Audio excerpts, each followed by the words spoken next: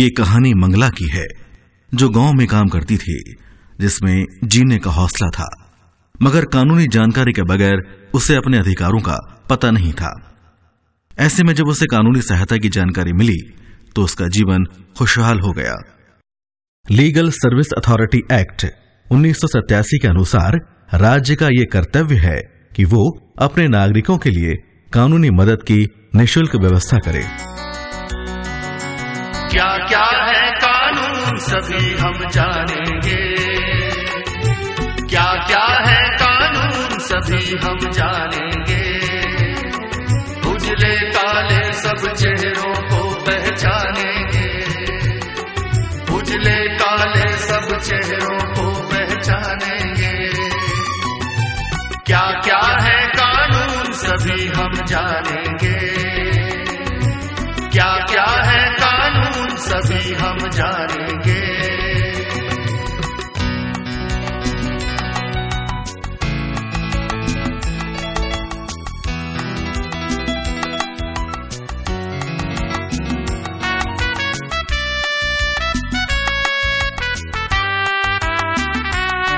जब लोकतंत्र में है अपनी हिस्सेदारी, जब लोकतंत्र में है अपनी हिस्सेदारी, तो हमको क्यों ना मिले हर एक जानकारी, तो हमको क्यों ना मिले हर एक जानकारी। जो है अपने अधिकार उन्हें हम जानेंगे, उन्हें हम जानेंगे। क्या क्या है कानून सभी हम जानेंगे, क्या क्या है कानून सभी हम जानेंगे। उजले काले सब चेहरों को पहचानेंगे, क्या क्या है कानून सभी हम जानेंगे। कानूनों को जाने अपना हक पहचाने, कानूनों को जाने अपना हक पहचाने, कानूनों को जाने अपना हक पहचाने, कानूनों को जाने अपना हक पहचाने। समाज के कमजोर वर्ग और हाशिए पर जी रहे लोगों की न्याय तक आसान पहुंच हो सके और वे कानूनों को जान सकें, अपना हक पहचान सकें, इसके लिए गांव में कानूनी सहायता और जागरूकता के लिए शिविर लगाया गया, जिसमें गांव की पैरालीगल कार्यकर्ता सुमित्रा और वकील सुंदरलाल ने लोगों को कानूनों की जानकारी दी।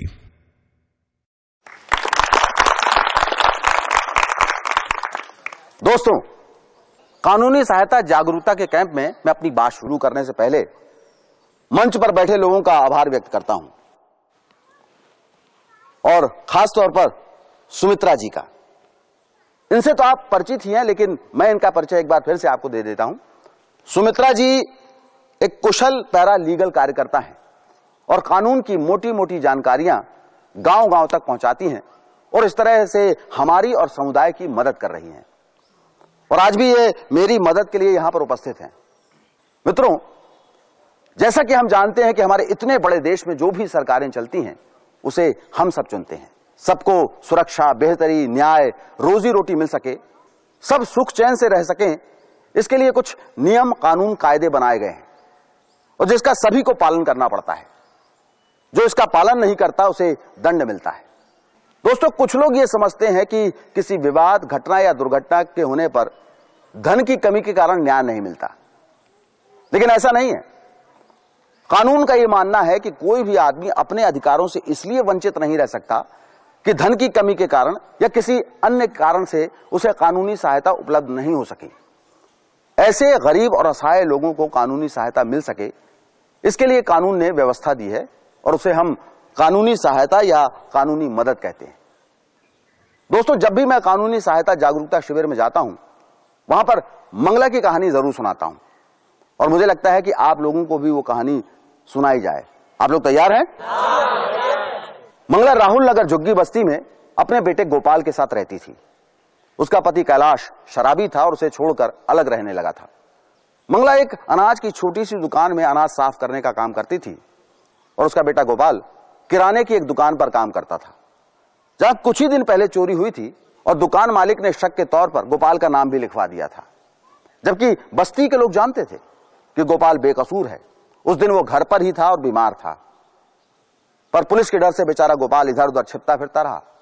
और एक दिन जब वो बस्ती में पहुंचा, आधी रात को अचानक तेज रोशनी दिखाई दी।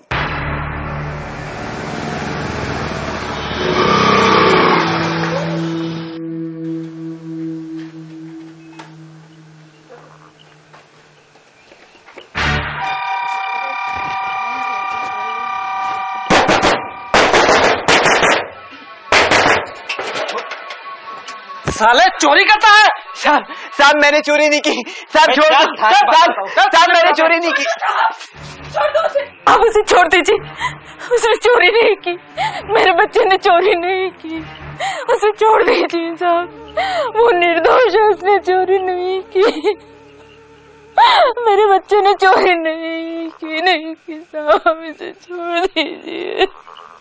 नहीं की उसने, वो चोर नहीं है, चोर नहीं। मंगला 2-3 दिन तक इधर उधर भटकती रही।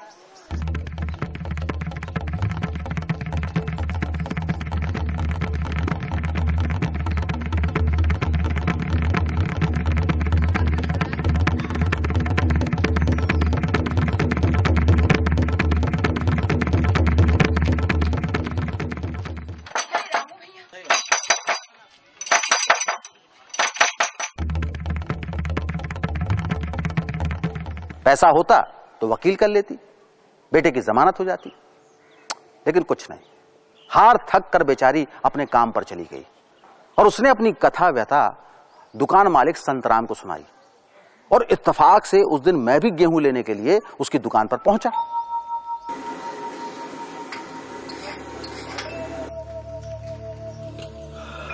अरे वकील साहब नमस्कार। नमस्कार संतराम जी, कैसे हैं? बस बढ़िया, बैठिए। और सुनाइए। सही वक्त पर आए हैं वकील साहब। ए मंगला इधर आ। क्यों, ऐसी क्या बात हो गई भाई? बताता हूँ।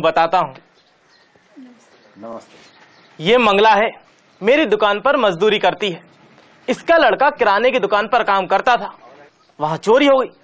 शक में पुलिस इसके लड़के को पकड़ कर ले गई। बहुत सीधा लड़का है, एक ही लड़का है, अब बेचारी बहुत परेशान है, आप इसकी मदद कीजिए। इसका पति क्या करता है? ड्राइवर है, शराबी कबाबी, वो इससे अलग रहता है, उसकी इसे कोई मदद भी नहीं मिलती। मेरा बच्चा निर्दोष है वकील साहब, पैसे तो मेरे पास है नहीं, मैं करूं तो क्या करूं? घबराओ नहीं और मेरी बात को ध्यान से सुनो। निस्सहाय और गरीब लोगों की कानून मदद करता है। तो मैं क्या करूं? इसके लिए मुझे क्या करना होगा? गरीब और निस्सहाय लोगों को कानूनी सहायता मिल सके, इसके लिए कानून ने व्यवस्था दी है। ये क्या होता है वकील साहब? भाई संतराम, संविधान के अनुसार राज्यों का ये कर्तव्य है कि वो अपने नागरिकों के लिए कानूनी सहायता का इंतजाम करें, और वो भी बिल्कुल मुफ्त। ये सहायता किसे मिल सकती है? कोई भी व्यक्ति जो अनुसूचित जनजाति का हो या अनुसूचित जाति का हो, वो व्यक्ति जिससे बेगार कराई जाती हो, महिला हो, बालक हो, या फिर मानसिक रूप से या शारीरिक रूप से अस्वस्थ हो। कुष्ठ रोगियों को भी ये सहायता मिलती है और किसी प्राकृतिक विनाश के शिकार के लोगों को। मुझे मदद मिल जाएगी ना साहब? अरे बिल्कुल मिल जाएगी। ये सहायता उन सभी को मिलती है जो मजदूरी करते हैं या निर्धन हैं, या जो जेल में बंदी बनाकर रखे गए उनको भी, या जो अनैतिक व्यापार का शिकार हैं और संरक्षण गृह में रहते हैं, और किशोर घर में भी रहने वाले लोगों को ये सहायता मिलती है, और जो मानसिक अस्पतालों में भर्ती रोगी हैं उनको भी ये मदद दी जाती है। लेकिन मैं तो यहाँ मजदूरी करती हूँ। मंगला, इसको जरा ध्यान से सुनो। जिन लोगों की आमदनी साल भर में 50,000 रुपए से अधिक न हो, उन लोगों को भी ये सहायता मिलती है। अच्छा ये बताओ, तुम्हारी साल भर की आमदनी कितनी है? अब ये क्या बताएगी, मैं हिसाब लगाकर बताता हूँ। 20,000 रुपए तक साल भर में कमा लेती है। संतोष, एक सुपर चाय तो बना। अरे भाई चाय रहने दो, जो मुझे घर जल्दी जाना है। अरे वकील साहब, आप कभी कभार तो आते हैं, और चाय पिए बगैर थोड़ी ना जाने देंगे हम। आपके बहाने इस गरीब की सहायता तो हो गई। मैं आपका उपकार हमेशा याद रखूंगी बाबूजी। भाई देखो, इसमें एहसान की कोई बात नहीं है। आप जैसे लोगों को कानून की मोटी मोटी जानकारी तो होनी चाहिए ना। ये मदद किस तरह से ली जा सकती है? भाई इसमें न तो आपको वकील की फीस देना पड़ेगी, ना गवाह बुलाने का खर्चा, ना ही कोर्ट की फीस, और दस्तावेज या जो सबूत हैं उनको बुलवाने का खर्चा भी सहायता जो है वो सरकार देती है। बड़ी अदालतों में तो बहुत खर्चा होता होगा। भाई सुप्रीम कोर्ट या हाई कोर्ट की बात हो, उसमें जो भी दस्तावेज तैयार करवाने होते हैं, अंग्रेजी या उससे अन्य भाषा में अनुवाद करवाना होता है, उसका खर्चा भी जो कानूनी सहायता प्राधिकरण है वो देता है। और आपको अगर कोई सलाह चाहिए, कानूनी सलाह चाहिए, तो वो भी मुफ्त में मिल जाती है। और फिर अदालत से जैसे कुछ हमें दस्तावेज चाहिए, गवाह के बयान, अदालत के फैसले की कॉपी, तो ये सब हमें मुफ्त में मिल जाती है।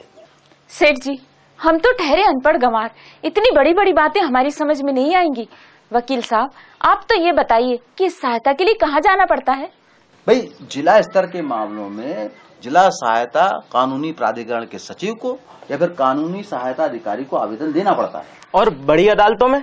देखिए भाई, राज्य या उच्च न्यायालय में मामला ले जाना हो तो राज्य कानूनी सहायता प्राधिकरण के सचिव को या हाई कोर्ट की जो विधिक सेवा कमेटी होती है उसको आवेदन देना पड़ता है। और राष्ट्रीय स्तर या सुप्रीम कोर्ट का मामला हो तो राष्ट्रीय कानूनी सहायता प्राधिकरण के सचिव को या सुप्रीम कोर्ट की जो विधिक सेवा कमेटी होती है उसे शपथ पत्र के साथ आवेदन देना होता है। पर मैं तो पढ़ी लिखी भी नहीं हूँ। भाई देखो, जो लोग पढ़े लिखे नहीं हैं उनकी प्रार्थना मुंह जबानी सुनकर प्राधिकरण का जो सचिव है उसे लिख कर उसे सुनाता है, उसका अंगूठा या निशानी लगवा लेता है। देखो भाई, घबराने की जरूरत नहीं है मंगला, है ना। मैं यहीं पास में रहता हूँ, तुम संतराम के साथ मेरे घर आ जाना, मैं तुम्हें प्राधिकरण के दफ्तर ले चलूंगा, सब मामला निपट जाएगा, है ना। मैं आपका ये एहसान कभी नहीं भूलूंगी भैया। अरे भाई, है तो कैसी है ये? एक तरफ तो भैया कह रही है और फिर एहसान की बात कर रही है। या तो फिर एहसान की बात करो या फिर भैया मत कहो। ठीक है, कल आ जाना है। आ जाऊंगी। अच्छा ठीक है। अच्छा वकील साहब। मंगला ने वकील के माध्यम से तहसील विधिक सेवा प्राधिकरण के सचिव को विधिक सहायता के लिए आवेदन किया, जहां से उसे विधिक सहायता यानी वकील की सेवा प्राप्त हुई। जिस दुकानदार ने उसके बेटे की झूठी शिकायत का मामला दर्ज कराया था, उसके खिलाफ कानूनी लड़ाई के बाद उसके बेटे को जमानत मिल गई। तो दोस्तों, इस तरह कानूनी सहायता प्राधिकरण से मंगला को मदद मिली और उसके बेटे गोपाल की जमानत हो गई। वकील साहब, क्या सभी तरह के मामलों में कानूनी सहायता मिलती है? नहीं, कुछ मामलों में ये मदद नहीं मिलती, जैसे मानहानि का मामला, रंजिश के कारण झूठे फंसाने के हर्जाने का दावा, अदालत की अवमानना के संबंध में, झूठी गवाही के संबंध में, या चुनाव संबंधी कार्यक्रमों या चुनाव के बारे में जो मामले होते हैं उनमें भी ये सहायता नहीं मिलती। और फिर वो केस जिनमें जुर्माना 50 रुपए से अधिक ना हो। और हाँ, कुछ सामाजिक मामले हैं जिनमें भी ये मदद नहीं मिलती, जैसे छुआछूत के मामले, अनैतिक व्यापार या देश शोषण के मामले। हाँ, और ये सहायता पीड़ित पक्ष के मांगने पर ही दी जाती है। कौन कौन सी अदालत में ये सहायता मिलती है? सभी अदालतों में, जैसे सुप्रीम कोर्ट, हाई कोर्ट, जिला न्यायालय, तहसील न्यायालय, commissioner, collector, SDO, labour court और उनकी अपीली अदालतों में। वकील साहब, क्या मुफ्त कानूनी सलाह भी मिलती है? हाँ, हाई कोर्ट में कानूनी सलाह केंद्र खोले गए हैं। क्या कानूनी मदद वापस भी ले ली जाती है? हाँ, इसका उत्तर मैं आपको देती हूँ, इसे आप ध्यान पूर्वक समझ लें। अगर पता लग जाए कि सहायता लेने वाले के पास साधन थे या उसने कपट या बहानेबाजी करके सहायता ली हो, या सहायता लेने वाले की दशा बदल गई हो, या सहायता लेने वाले का गलत आचरण रहा हो, या सहायता लेने वाले ने कानूनी सहायता समिति या मुफ्त दिलाए गए वकील के साथ सहयोग न किया हो, या फिर मुफ्त दिलाए गए वकील को छोड़कर उसने दूसरा वकील कर लिया हो। जब कानूनी मदद वापस ले ली जाती है तो क्या हर्जाना भी भरना पड़ता है? बिल्कुल भरना पड़ता है। उस व्यक्ति से कानूनी सहायता पे जो भी खर्च हुआ है वो कानूनन उस आदमी से वापस ली जा सकती है। वकील साहब, आपने तो ये बताया ही नहीं, फिर मंगला का क्या हुआ? हाँ, मैं बता देता हूँ। मंगला के बेटे गोपाल की जमानत हो गई और इत्तेफाक से मंगला एक दिन फिर मुझे अनाज की दुकान पर मिल गई। कैसी हो मंगला? ठीक हो भैया, आपकी कृपा से सब ठीक हो गया, बेटे की जमानत भी हो गई, केस चल रहा है। और वो कहाँ है, वो तुम्हारा नालायक पति कैलाश? मुझे उससे कुछ लेना देना नहीं है। अरे क्यों नहीं लेना देना है? आखिरकार वो तुम्हारा पति है, तुम्हारे बच्चे का बाप है, और अब वो जिम्मेदारी से भागकर मौज मस्ती करना चाहता है। भाई तुम चाहो तो उससे खर्चा खर्चा मांग सकती हो। ऐसा क्या? उस नालायक को तो दंड मिलना चाहिए। अरे नहीं भाई संतराम, देखो सुबह का भूला अगर शाम को घर वापस आ जाए ना तो इसमें कोई हर्जा नहीं है। वकील साहब वो बहुत नालायक है, उसे घर परिवार से कोई मतलब नहीं है। तुम क्या कहती हो मंगला?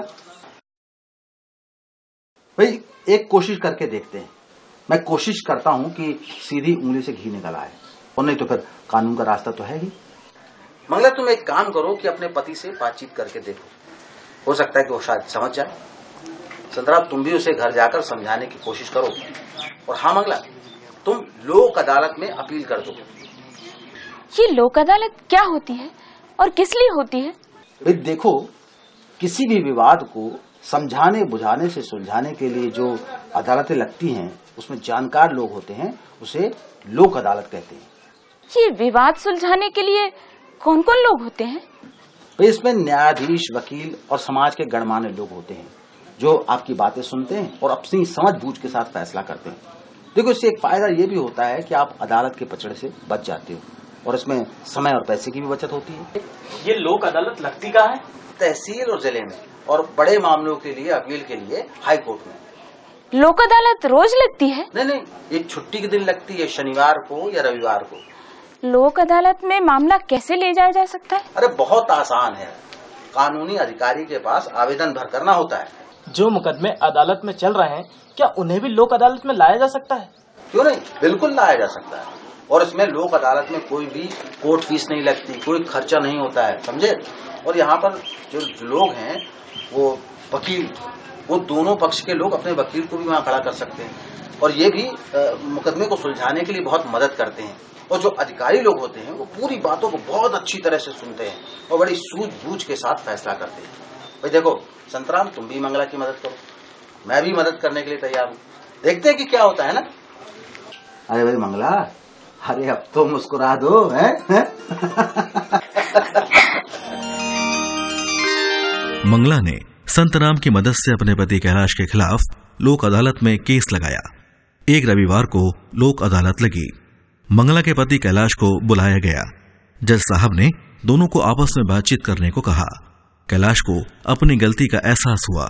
उसने मंगला के पास लौट जाने का निश्चय किया। तो भाइयों, मंगला के पति कैलाश को लोक अदालत में बुलवाकर समझाया गया।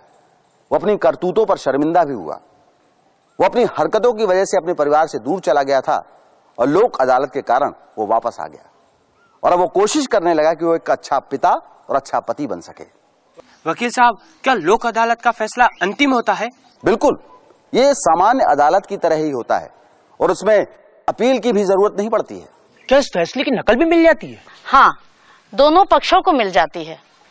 सहमति से किए गए फैसले पर दोनों के हस्ताक्षर ले लिए जाते हैं। अगर एक पक्ष या दोनों ही पक्ष पढ़े लिखे नहीं होते तो उन्हें फैसले की कॉपी पढ़कर सुना दी जाती है और फिर दोनों के फैसले पर अंगूठे के निशान ले लिए जाते हैं। वकील साहब, कोई केस सामान्य अदालत में चल रहा हो और दोनों पक्षों की सहमति हो जाती है उसे लोक अदालत में ले जाने पर, तो क्या कोर्ट की फीस वापस मिल जाती है? हाँ, बिल्कुल मिल जाती है। लोक अदालत से इसका एक प्रमाण पत्र भी मिलता है और सरकार 10% खर्चे की रकम काटकर बाकी रकम लौटा देती है। वकील साहब, क्या लोक अदालत में धमकी, दबाव या लालच देकर भी सहमति ले ली जाती है? अरे नहीं भैया नहीं, वहां पर जज साहब बैठते हैं और पुलिस भी देख रेख के लिए वहां पर होती है। और फिर लोक अदालत का तो ये संदेश ही है, समझौता करने से डरो नहीं और डर कर समझौता करो नहीं। वकील साहब, एक सड़क दुर्घटना में मेरा बायां हाथ टूट गया था। क्या मुझे लोक अदालत की मदद से मुआवजा मिल सकता है? अदालत में मेरा केस चलते चलते 2 साल हो गए हैं, अब तक एक पैसा भी नहीं मिला। भाई मोटर दुर्घटना के जो मामले हैं वो लोक अदालत में जल्दी निपटाए जाते हैं और उसका मुआवजा भी जल्दी मिल जाता है। और फिर भाई देखो, सुलह करने से परिवार में शांति रहती है, भाईचारा रहता है, समय और पैसे की बचत होती है। और फिर हमारे बड़े बुजुर्ग ये कह भी गए ना, अरे जो बचाया वही तो कमाया ना। और फिर मंगला का क्या हुआ ये आगे नहीं सुनोगे क्या? हाँ बताइए वकील साहब। भाई क्या हुआ कि एक रोज सुबह सुबह किसी ने मेरे घर का दरवाजा खटखटाया। मैंने कहा ये सुबह सुबह कौन आ गया है? उठकर देखा तो देखता क्या हूं कि मंगला की कहानी के चारों पात्र खड़े थे। मंगला, उसका पति कैलाश और बेटा गोपाल, और सबसे पीछे संतराम मिठाई का डिब्बा लिए हुए खड़ा है। और यह इस कहानी का सुखान था। और एक बात मैं आपसे भी कह दूं, लीगल सर्विस अथॉरिटी एक्ट 1987 के अनुसार यह राज्य का कर्तव्य है कि वो अपने नागरिकों को कानूनी सहायता दिलवाए, और वो भी निशुल्क।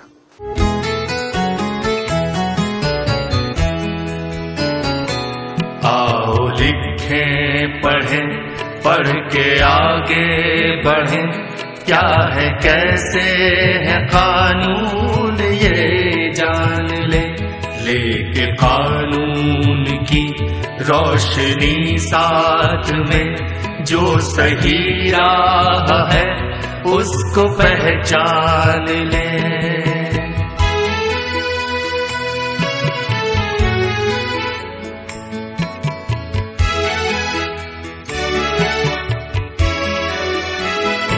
संविधान अपना कब से यही कह रहा है, बराबर सभी धर्म और जातियां, सबसे न्यारा बने, भाईचारा बने, सब में एका रहे, देश में प्यार की एक धारा बने, ये वतन सबसे बेहतर हमारा बने। आओ लिखें पढ़ें, पढ़ के आगे बढ़ें, क्या है कैसे है कानून ये